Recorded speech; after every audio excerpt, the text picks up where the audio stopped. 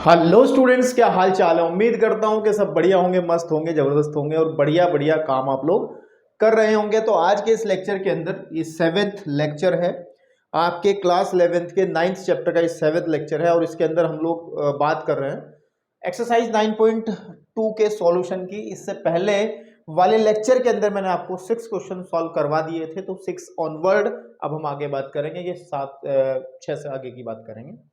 और इस सॉल्यूशन को करने से पहले मैं फिर बता दूं कि इंट्रोडक्शन बहुत ज़बरदस्त तरीके से एक्सरसाइज का हुआ था। इंट्रोडक्शन के अंदर हमने तमाम ये जो सामने लिखी बातें बहुत डिटेल से पढ़ी थी, और अगर आपने इंट्रोडक्शन को ढंग से देखा होगा तो सॉल्यूशन को देखने की ज़रूरत आपको कम पड़ेगी। और मैं अभी भी कहता हूं कि वीडियो को पॉज करो, जो मैं क्वेश्चंस कर रहा हूं उनको पहले खुद लगाओ, खुद करने का प्रयास करो। अगर कहीं पर दिक्कत परेशानी होती है तो हेल्प के तौर पर इस लेक्चर को लीजिएगा। मैं नहीं कहता कि इसको पूरे का देखने की जरूरत है, जो क्वेश्चन आप खुद कर पा रहे हैं उसको देखने की कोई जरूरत नहीं है। लेकिन अगर कुछ डाउट्स हैं, कुछ प्रॉब्लम्स हैं, तब आप इस लेक्चर के अंदर आ सकते हो। ठीक है, तो चलिए इसी क्रम में हम लोग बढ़ते हैं। इस 9.2 के सॉल्यूशन के अंदर क्वेश्चन नंबर 7 के बारे में बात करते हैं। स्क्रीन पे लिखा है, किताबों में भी आप लोगों को पता होना चाहिए, किताबें आपके पास हो तो बेहतर है, कनेक्शन बन पाएगा अच्छे से फिर से। तो देखिए, उस सामांतर श्रेणी के n पदों का योगफल ज्ञात करो जिसका केवा पद, ठीक है ना, जिसका केवा पद। तो हम लोगों को केवा पद दिया है ना। जैसे हम लोग बात करते थे कि nवा पद, ठीक है ना, nवा पद। जैसे ये nवा पद होता है कि nवा पद क्या होता है, nवा पद होता है हमारे पास में बेसिकली वो an लिखते हैं, तो उसने क्या है, केवा पद का है। तो कोई बात नहीं, है ना, कोई बात नहीं, तो इसको हम a के कह देंगे, है ना, आपके पास में।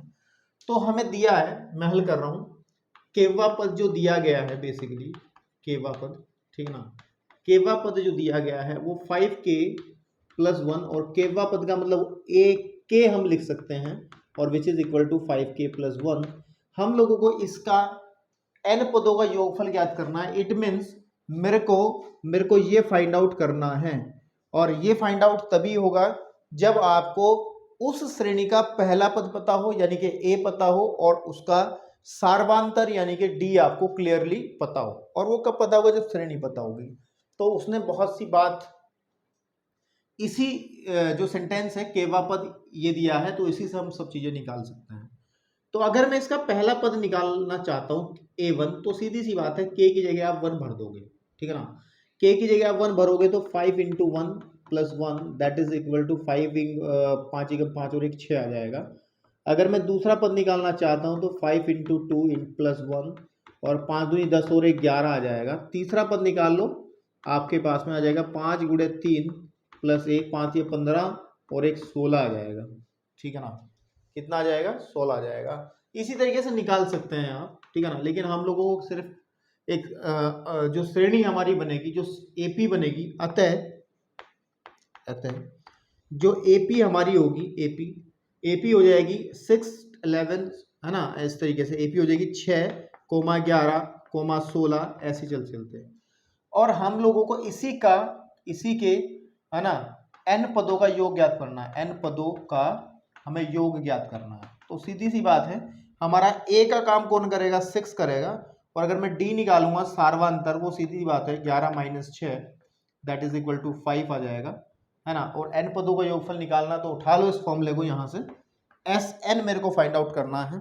तो Sn इज वॉट, Sn आ जाएगा n/2 × 2a 2 × 1 2 × 6 + n - 1 × d आ जाएगा 5। इसको हम लोग सॉल्व कर लेंगे आराम से, प्यार से, बिल्कुल बैठ के ध्यान से, है हाँ। तो आपका आंसर आ जाएगा, n के पदों में ही आएगा, है ना, n के पदों में ही आएगा। अगर वो कहता n पदों का योग ना क्या करे, वो कहता 10 पदों का योग, 5 पदों का योग, 6 पदों का योग, कुछ भी संख्या देता, तो हम इनका मान वही लेकर के चलते। जैसे कि हमें कहता कि 5 पदों का योग, तो इसका मतलब n = हम लोग 5 कंसीडर करके चलते।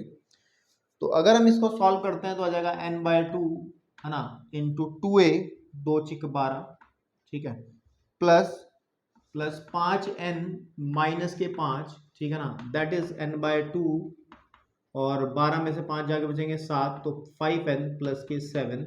आप यहीं पे छोड़ दो, इससे आगे आप जाने की आवश्यकता नहीं है आप लोगों को कतई भी। तो आप वेरीफाई भी करते रहें आंसर पीछे आपके आंसर सीट के अंदर, ताकि कॉन्फिडेंस बना रहे, है ना, आपके पास में।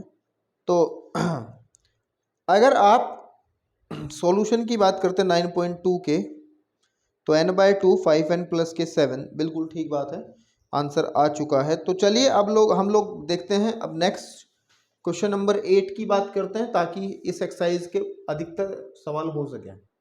चलिए, आपकी स्क्रीन पे दिख रहा है आपको 8वां क्वेश्चन, और 8वां क्वेश्चन भी बढ़िया सवाल है, और इस तरीके के काफ़ी सवाल आपको देखने को मिलेंगे आगे, क्योंकि इस एक्सरसाइज के अंदर टोटल जो क्वेश्चन है बेटा वो 18 हैं, तो अभी काफ़ी क्वेश्चन बचे हैं, तो इस तरीके के सवाल आपको देखने को मिलेंगे।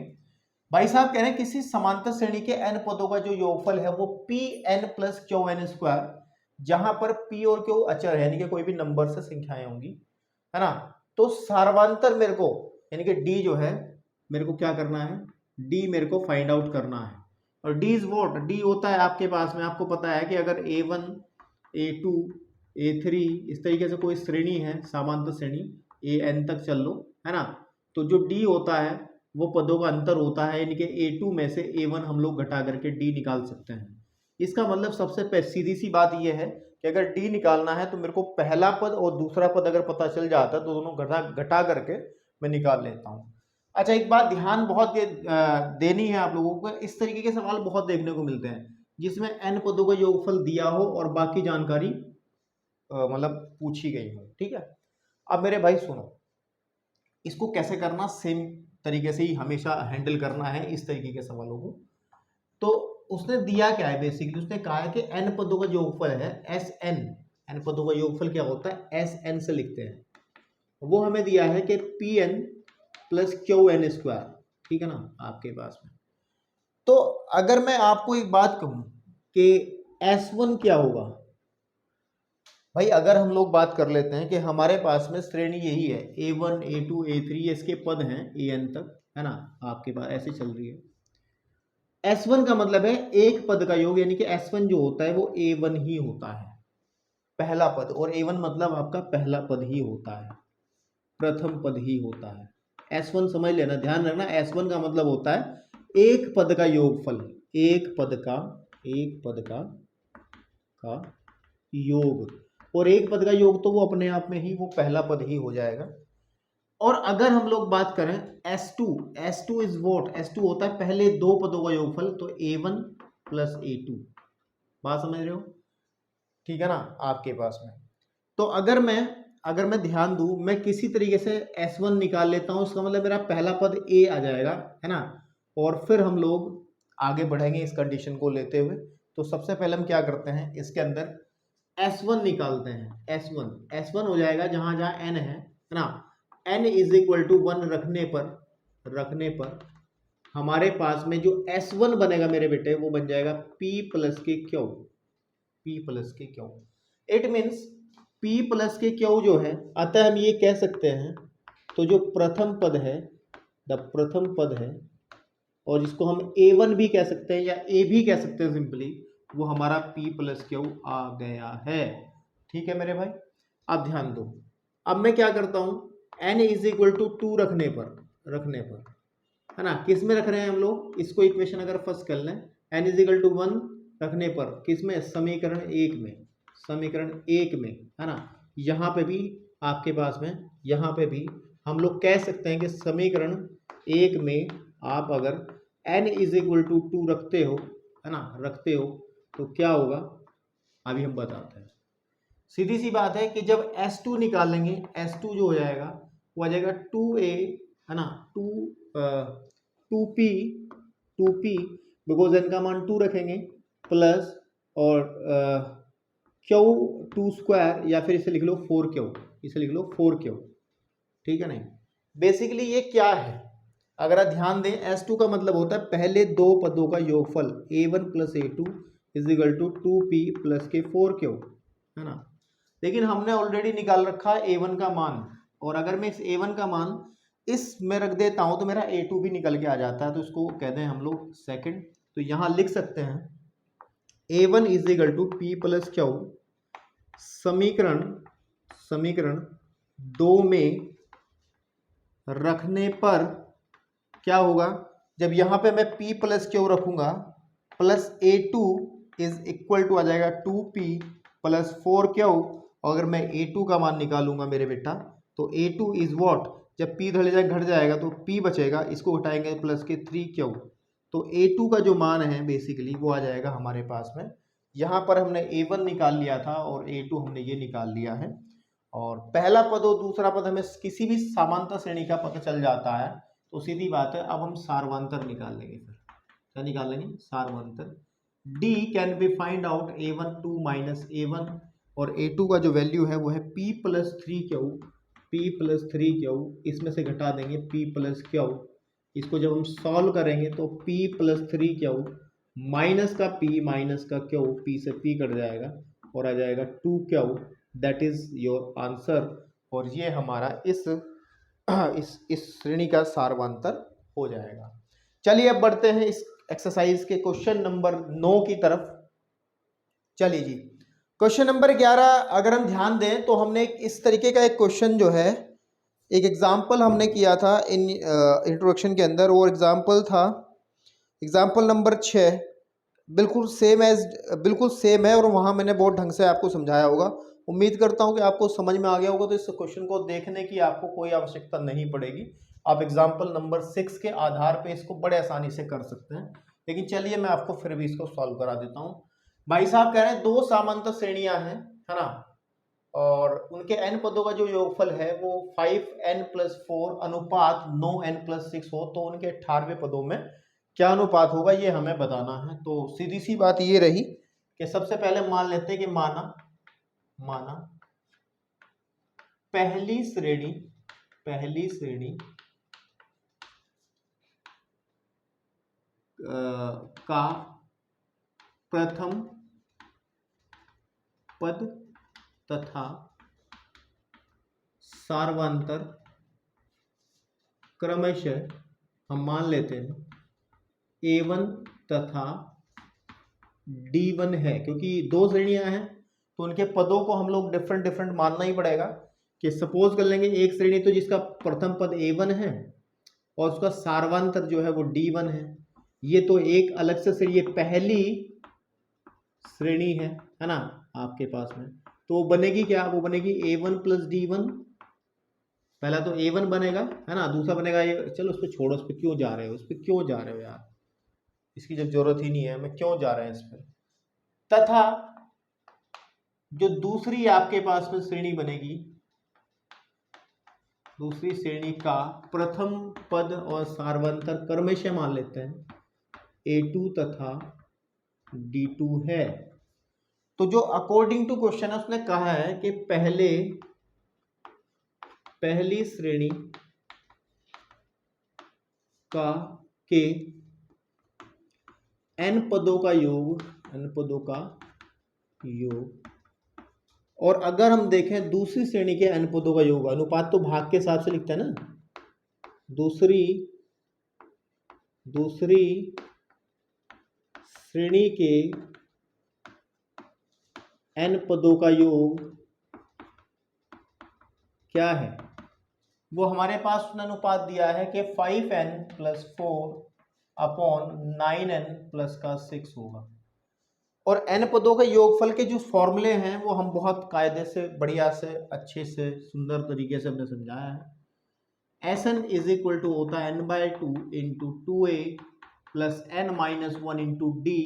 ये n पदों के योगफल का सूत्र है। तो बेसिक सी बात है, अगर पहली श्रेणी के n पदों का योगफल निकालते हैं तो आ जाएगा n/2 इंटू 2a, क्योंकि पहली श्रेणी है और पहली श्रेणी के प्रथम पद को A1 कहा गया है, सारवांतर को D1 कहा गया है। तो 2a1 plus n minus 1 D1।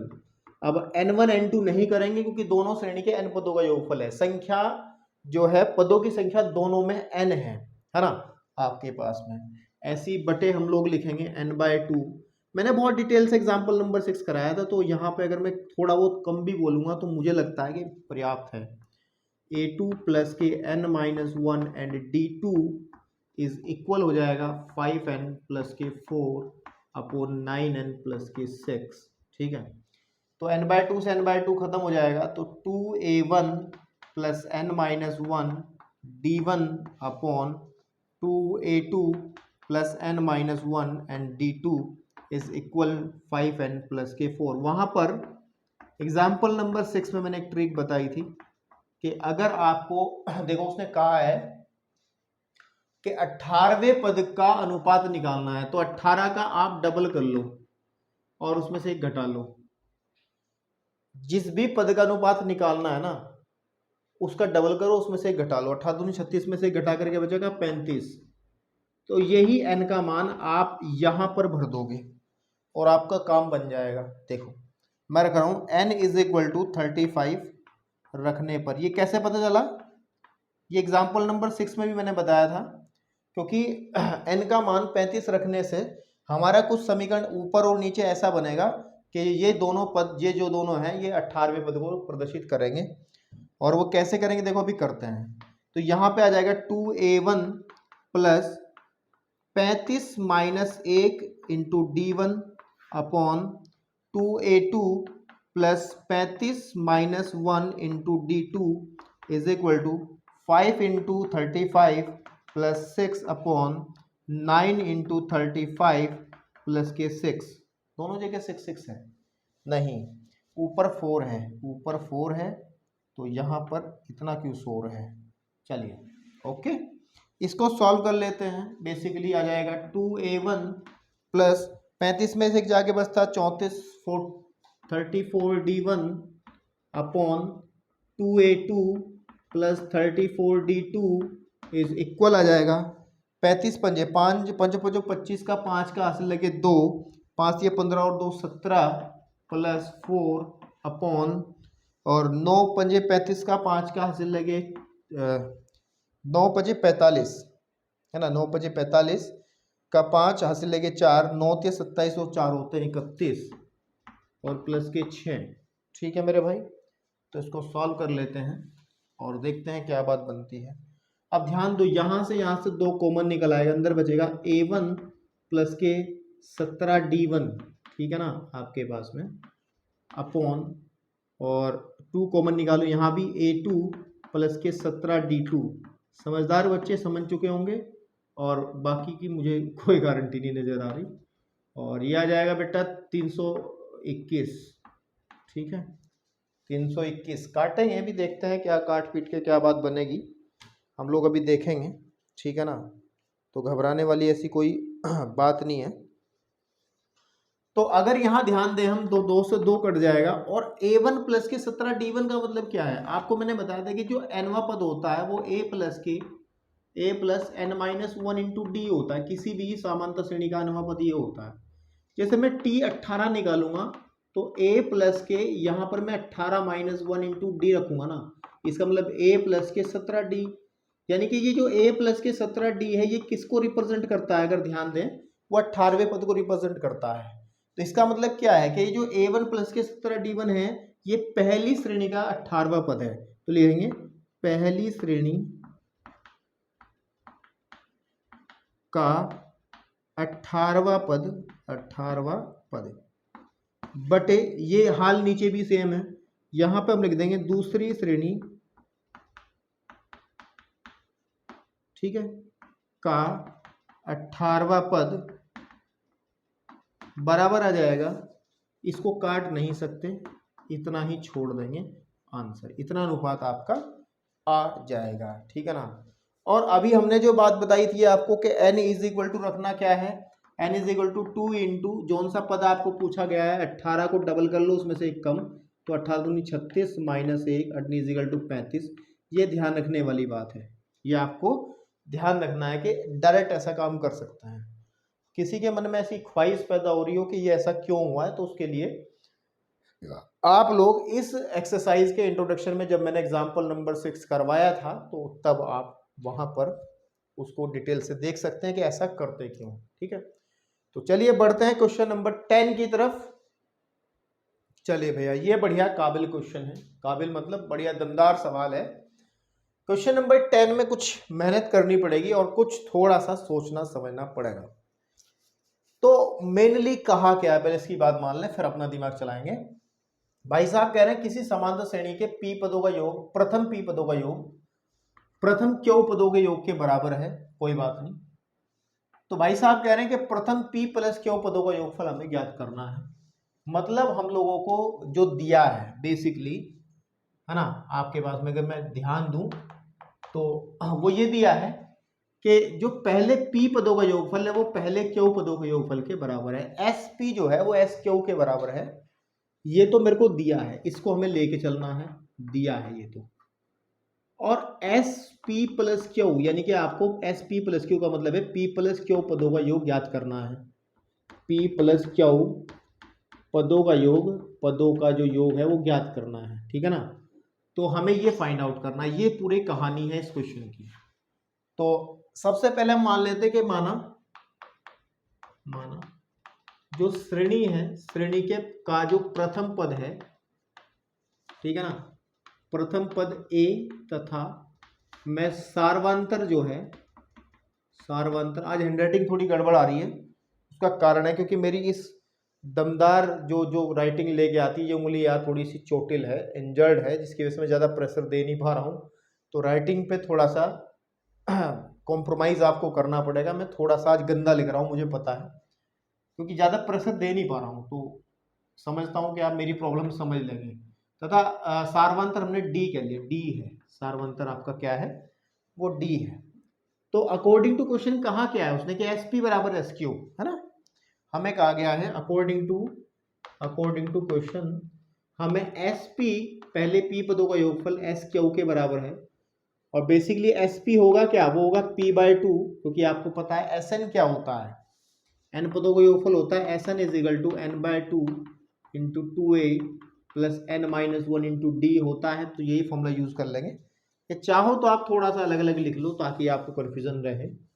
हमें जो एस पी बनेगा वो बनेगा p by 2 into 2a plus p minus 1 into D. ये हमारा हो गया p पदों का योगफल। एस क्या हो जाएगा Q by 2 into 2a plus Q minus 1 into D, ठीक है जी, ये है। और ये दोनों ही चीजें बराबर दी गई हैं। चूंकि S P is equal to S Q है, इसीलिए हम इन दोनों चीजों को बराबर रख लेंगे। p बटे Q into 2a plus p minus 1 into D is equal हो जाएगा Q upon 2 into 2a plus के क्यू माइनस 1 इंटू डी, ये आपके पास में, ठीक है ना। 2 से 2 कैंसिल आउट हो जाए, कोई दिक्कत नहीं है। तो p into 2a plus p minus 1 into D is equal आ जाएगा क्यू इंटू 2a, ठीक है ना, आपके पास में plus Q minus 1 into D. ये हमारे पास में बन गया है। बनाना क्या है उसको भी ध्यान देना है, थोड़ा सा आंसर जो लाना है उस पर भी हमें ध्यान देना है। हमें निकालना है एस पी प्लस क्यू, ये मेरे को बनाना है। इसका मतलब है कि p प्लस क्यू बटे 2 into 2a plus p plus Q minus 1 into D, मेरे को ये बनाना है, किसी भी तरीके से ये बनाना है, तो मेरा आंसर बन जाएगा जो भी है। मतलब इसको वो बनाना है, क्या बनाना है, ये बनाना है। तो सीधी सी बात है, पहले मैं एक काम करता हूँ, इस पूरे मटेरियल को उधर उठा लाता हूँ और साथ साथ p के अंदर मल्टीप्लाई करता हूँ। देखो 2pa plus p into P minus 1 into D minus, इधर भी उठा लाता हूँ मैं, क्या चल रोको, 2qa plus Q into Q minus 1 into D, ठीक है ना, सबको उधर उठा लाओ तो आ जाएगा 2pa plus p into P minus 1 into D minus 2qa plus sorry minus ही रहेगा Q into Q minus 1 into D is equal to 0। अब देखो इस यहाँ से और यहाँ से 2a कॉमन निकल आएगा, 2a कॉमन निकल आएगा। तो जब मैं 2a को कॉमन निकालूंगा तो अंदर बचेगा p माइनस क्यू।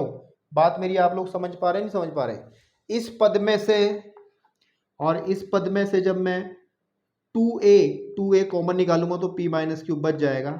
और जब इस वाले पद में से मैं d कॉमन निकालूंगा तो क्या बचेगा, p into P minus 1 minus Q into Q minus 1, ठीक है ना। और इसमें से मैंने क्या कर लिया, इसमें से मैंने d कॉमन निकाल लिया, दैट इज इक्वल टू 0, ठीक है।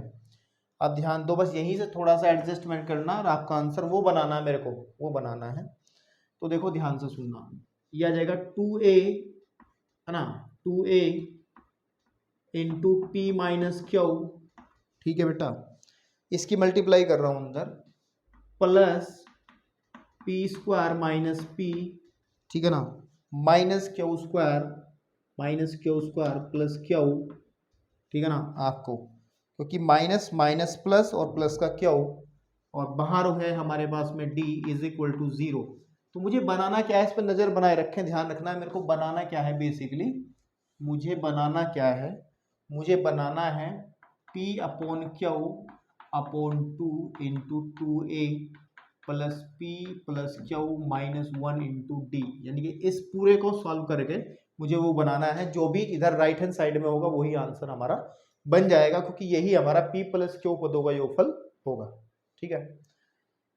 तो भैया मेरे ध्यान से देखते रहो, अभी आ जाएगा 2a p माइनस क्यू को कुछ नहीं कहेंगे, प्लस मैं क्या कर रहा हूं, मैं p और q को एक साथ लिख रहा हूं, P square minus Q square, और इन दोनों को एक साथ लिख रहा हूं माइनस p और प्लस का q, और बाहर लिख रहा हूं मैं d इज इक्वल टू 0, है ना।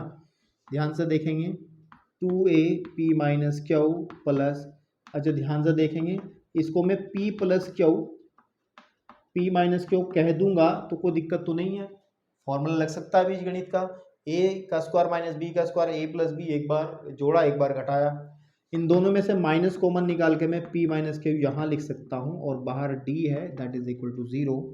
अब ध्यान से देखना 2a और p माइनस क्यू, और अगर मैं ध्यान दूँ p माइनस क्यू यहाँ से p माइनस क्यू बाहर आ जाएगा, तो p minus Q through out मैं बाहर ले रहा हूँ, अंदर बचेगा p plus Q minus 1 into D. और मुझे बहुत मजा आया इस चीज़ को देख करके, इस चीज़ को देख करके मुझे इतना मजा आया क्योंकि मुझे यही चाहिए, p plus Q minus 1 into D, है ना, यही चाहिए ना, चेक कर लो, बस थोड़ा सा एडजस्टमेंट। और देखो p माइनस क्यू यहाँ भी है, p माइनस क्यू यहाँ भी, तो p माइनस क्यू आप बाहर निकाल लो, तो ब्रैकेट के अंदर क्या बचेगा, बचेगा 2a plus p plus Q minus 1 into D. मजा आ गया भाई, इसका मतलब अंदर वाला पूरा का पूरा पोर्शन तैयार हो चुका है, सिर्फ बाहर p माइनस क्यू ना हो करके p प्लस क्यू यहाँ पे आना चाहिए था। कुछ सोचेंगे बच्चे कि सर कुछ गलती हो गई होगी, नहीं तो शायद ये भी आ जाता, नहीं गलती नहीं हुई है मेरे भाई, इसको हम यहीं पर एडजस्ट करेंगे, टेंशन वाली कोई बात नहीं। देखो ये बराबर 0 चल रहा है, अगर मैं